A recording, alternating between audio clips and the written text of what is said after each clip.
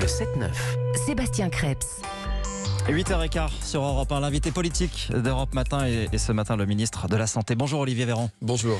Merci beaucoup, merci d'avoir choisi Europe 1 ce matin pour votre première intervention depuis cette réaction en chaîne qu'on a vue à travers le week-end en Europe, cette variante du Covid détectée en Grande-Bretagne et qui conduit le continent à se barricader. Qu'est-ce qui se passe ? Il y a une forme de panique à travers l'Europe ? Non, il y a un principe de précaution qui s'applique et c'est tout à fait normal. De quoi parle-t-on ? On parle de l'identification d'un variant du virus, c'est-à-dire le même virus, mais dont le code génétique a été un peu chamboulé. C'est ce qui arrive assez fréquemment. Tous les virus varient tout le temps, le coronavirus aussi. Et là, en l'occurrence, cette variation du virus, elle a été identifiée dans une zone du territoire anglais où on assiste par ailleurs à un départ épidémique plus important, c'est-à-dire une augmentation de la circulation du virus. Et du coup, les scientifiques anglais se demandent si cette nouvelle variété, ce nouveau variant du virus pourrait être plus, contagieux que les autres. Ils n'en ont pas de preuves, mais dès lors qu'on se pose la question, vous comprenez qu'on prenne toutes les dispositions nécessaires. On entend votre discours rassurant, principe de précaution, mais les mesures sont drastiques. Les mots aussi, on entend hors de contrôle. Tout ça fait peur. Oui, l'idée n'est pas de faire peur, encore une fois. L'idée est de constater que nous prenons les décisions au bon moment pour pouvoir protéger les populations tant qu'il y a un doute. J'ai passé mon dimanche hier avec les scientifiques et avec mes homologues européens par téléphone toute la journée pour pouvoir faire le point sur cette question. Ce qu'on sait sur cette forme de coronavirus, sur ce variant comme on l'appelle, c'est qu'a priori, ce que nous disent les experts là-bas en Angleterre, c'est que, et ce qu'on a pu constater, c'est que les symptômes cliniques seraient les mêmes, le nombre de cas graves pourrait être a priori aussi les mêmes, et se pose la question de savoir s'il est plus transmissible, encore une fois, que les autres. Donc ça nécessite qu'on prenne les précautions. On en saura plus dans les heures, les jours qui viennent. Je vous écoute. Quel est le risque que cette souche accélère encore la propagation de l'épidémie ? Mais pour l'instant, on est dans un risque théorique. Encore une fois, est-ce que l'épidémie a augmenté en Angleterre parce que ce variant du virus était plus contagieux, ou est-ce que ce variant du virus a émergé, entre guillemets, à la faveur d'une reprise épidémique liée à d'autres paramètres dans l'Angleterre ? Donc il faut pouvoir faire des études sur modèle animal, des études in vitro, des observations en population, pour regarder si oui ou non il est plus contagieux. Ensuite, ce qu'on sait, c'est que, a priori, encore une fois, à ce stade, la PCR reste tout aussi performante pour diagnostiquer ce variant du virus, et les anticorps développés par les vaccins, les deux principaux vaccins qui arrivent, c'est-à-dire le Pfizer-BioNTech et le Moderna, ne ciblent pas cette zone mutée du virus, donc a priori, il n'y a pas de raison de penser que les vaccins seraient moins efficaces. Ce sont quand même des bonnes nouvelles. Donc on prend le temps. D'avoir toutes les réponses aux questions que nous nous posons. Nous fermons les frontières, oui, avec l'Angletertre pour 24-48 heures. Le temps aussi d'établir en coordination avec les voisins européens des protocoles de rentrée sur le territoire. Oui, et puis nous aurons eu le temps de nous coordonner les uns avec les autres pour savoir dans quelles conditions les ressortissants européens de l'Union européenne qui sont en Angleterre et qui souhaiteraient passer par la France, par la Belgique, par l'Allemagne, par les Pays-Bas, pourraient le faire. On ferme aujourd'hui, mais on lit aussi que cette souche, elle circule en Grande-Bretagne depuis des semaines. Est-ce que le virus n'est pas déjà en France ? Alors, il est possible, tout à fait possible que le virus circule en France. Déjà en France. Il a été identifié une fois en Italie. Il est tout à fait possible qu'il circule en France. Nous le saurons parce que nous lançons, et comme nous le faisons régulièrement, des études génotypiques. C'est-à-dire que les scientifiques prennent des virus identifiés par PCR chez un certain nombre de malades et font ce qu'on appelle un séquençage génétique. Et donc, ils sont tout à fait capables de l'identifier. Ce que je sais, c'est que sur les derniers jours, 500 souches virales ont été identifiées, analysées en génétique, et que ce variant n'a pas été retrouvé. Mais ça ne veut pas dire qu'il ne circule pas. Mais encore une fois, quel est l'intérêt du coup ? Vous allez me dire, s'il doit circuler en France, pourquoi fermer les frontières avec l'Angleterre ? Parce qu'en Angleterre, il circule beaucoup. C'est-à-dire que la majorité des cas identifiés en séquençage génétique dans le sud et dans l'est de l'Angleterre correspondent à ce variant.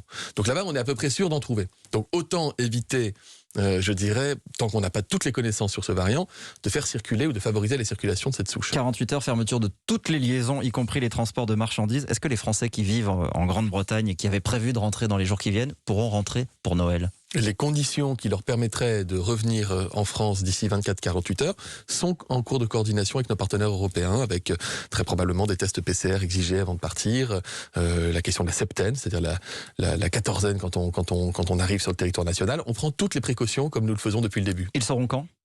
Ils le sauront dans la journée, en fin de journée ou demain. Je lisais qu'il y avait eu 20 000 mutations du virus déjà recensées. Est-ce que ça veut dire que chaque année, on va devoir aussi adapter potentiellement les vaccins, comme on le fait pour le virus de la grippe, par exemple? Je vous le dis, à ce stade, nous n'avons pas identifié dans le monde de variants du virus sur lesquels les vaccins dont nous disposons aujourd'hui ne seraient pas actifs. Et c'est une bonne nouvelle, c'est tant mieux. Maintenant, si jamais il y avait une variation de l'ADN ou de l'ARN plutôt du virus et qu'il fallait pour cela faire ce que nous faisons tous les ans avec la grippe, c'est-à-dire faire évoluer le vaccin, dans ce cas-là, les scientifiques le feraient. Ils savent le faire, mais ce n'est pas le cas à date. En attendant, l'Agence européenne du médicament va se prononcer aujourd'hui sur la validation du vaccin Pfizer-BioNTech. La France sera prête pour vacciner quand ? La France vaccinera comme ses homologues européens. Nous allons commencer en fin de week-end prochain. Donc dans une semaine, lundi prochain, nous aurons normalement commencé à vacciner. Alors, ce sera un début très progressif, vous l'imaginez. Ce sera plus un départ symbolique qu'autre chose ? Il n'y a rien de symbolique, parce que quand vous vaccinez quelqu'un qui est fragile au regard du virus, vous le protégez. Et donc la protection n'est pas un symbole, c'est fondamental et c'est tout le sens que nous voulons donner à cette campagne vaccinale. L'autre sens que nous voulons donner à cette campagne française, c'est celui de la confiance. Nous ne nous précipitons pas. C'est pourquoi vous ne voyez pas d'image de vaccinodrome. C'est pourquoi je ne vous annonce pas ce matin qu'il y aura 200 000 Français vaccinés le 27 décembre. Ça n'aurait pas de sens, on n'est pas dans cette urgence-là.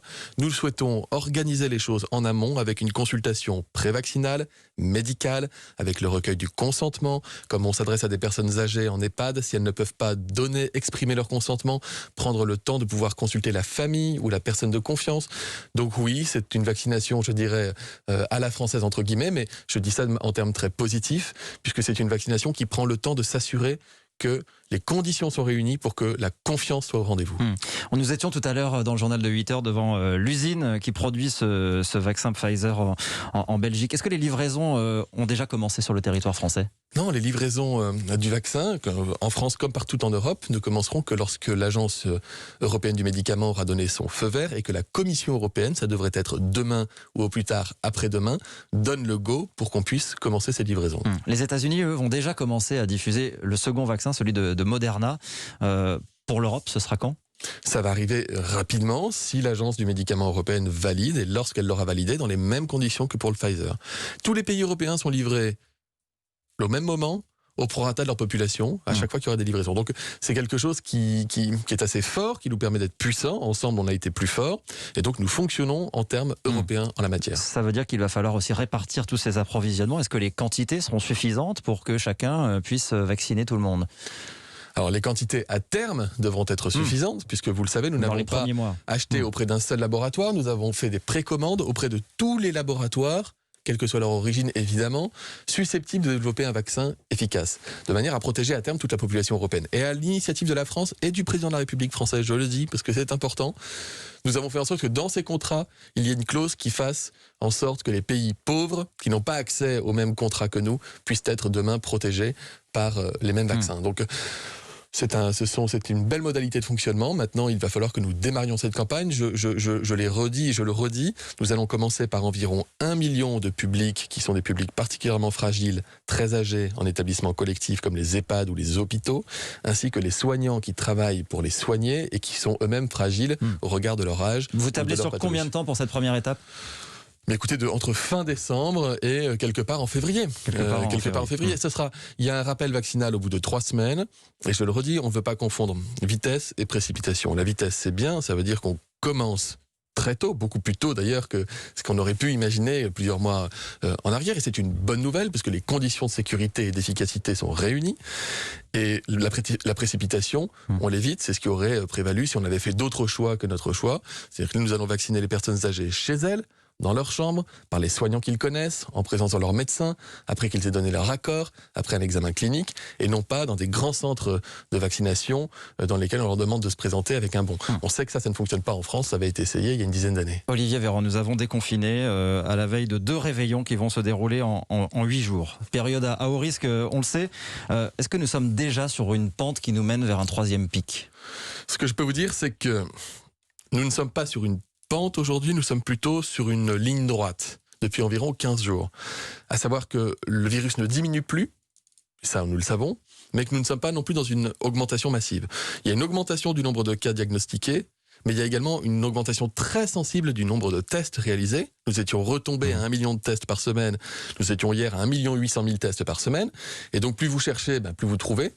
Le taux de positivité des tests, lui, c'est-à-dire le nombre de tests positifs sur 100 tests pratiqués, il est en dessous de 6%, aux alentours de 6%.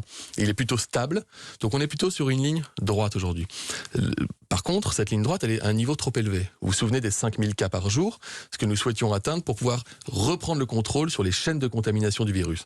Nous sommes au-dessus de 10 000. Ça veut dire qu'on est dans une situation assez fragile, voire précaire, et qu'il ne faut surtout pas basculer du mauvais côté, raison pour laquelle nous avons maintenu des consignes sanitaires, mis en place un couvre-feu et très largement communiqué auprès des Français sur les risques qu'ils ne doivent pas prendre pour eux et pour leurs proches à l'occasion de ces réveillons. Est-ce qu'on a bien fait de libérer les Français, les déplacements, quand on voit que tous nos voisins, finalement, se reconfinent aujourd'hui? Mais justement, la France n'a pas été obligée de reconfiner en catastrophe avant Noël et d'annuler les fêtes. Regardez les Allemands, regardez les Anglais, regardez les Italiens, regardez les Hollandais. Ils n'avaient pas pris de décision comme nous l'avons prise de confiner de façon plus importante plus tôt. Nous avons confiné au bon moment, nous avons confiné fort, les Français l'ont respecté. Nous sommes le pays au sein duquel le virus a baissé le plus rapidement, ce qui nous permet aujourd'hui d'éviter ce reconfinement en catastrophe et l'annulation pure et simple de Noël. Mais ça ne veut pas dire, allez-y, mais honnêtement je vous dis ça, je suis convaincu que les Français ont saisi, ont compris l'importance de faire attention, et tous ceux que je rencontre me disent qu'ils vont faire extrêmement attention. Vous êtes sur la ligne de la précaution maximale au moment du réveillon en famille. Est-ce qu'on met les personnes âgées dans la cuisine, comme on a pu l'entendre? On ne met pas les personnes âgées séparée dans la cuisine. Quand on peut l'éviter, on évite de se retrouver sans masque à proximité d'une personne fragile. On garde le masque pendant le réveillon, entre chaque plat, entre chaque verre. Vous savez bien comment les choses se passent. Vous savez, aujourd'hui, et des études le montrent régulièrement, qu'on se contamine plus facilement là où on mange, là où on tousse, là où on sue et on respire très fort, et là où on chante. Hélas, ce sont des moments de la vie pourtant qu'on aime bien, qu'on apprécie.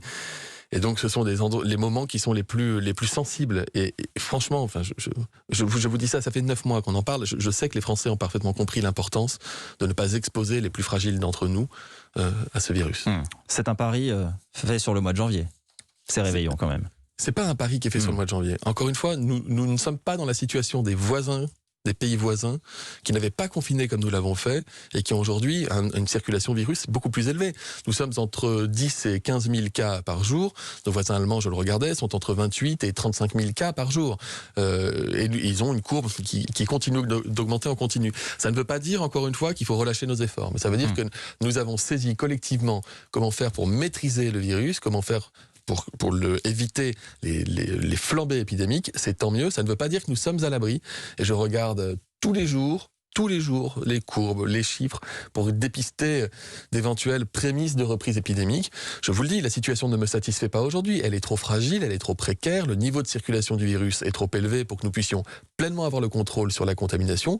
Néanmoins, elle nous autorise ce niveau, et les efforts que nous avons faits nous autorisent, je dirais, ces moments de vacances, avec toutes les précautions nécessaires. Un dernier mot, Olivier Véran, vous avez participé hier à un conseil de défense à distance en visioconférence avec Emmanuel Macron, qui présidera aussi le conseil des ministres tout à l'heure. Comment va le président aujourd'hui? Il est, je peux vous dire, totalement opérationnel, pleinement à son travail. Je l'ai eu depuis tôt hier matin jusqu'à tard hier. Il travaille, et donc un président qui travaille, c'est l'essentiel, puisqu'il est au service des Français, et je lui souhaite à nouveau un prompt rétablissement. Et vous faites quoi pour le réveillon? Vous voyez votre famille? Moi, je suis, pour l'instant, à l'heure à laquelle je vous parle, toujours en train de préparer mon agenda de gestion de crise et de préparation de la campagne vaccinale. Je crois que c'est ça qui est le plus important pour tous. Merci d'être venu ce matin sur Europe 1, Olivier Véran, et merci pour vos réponses dans ce contexte où on se pose évidemment beaucoup de questions.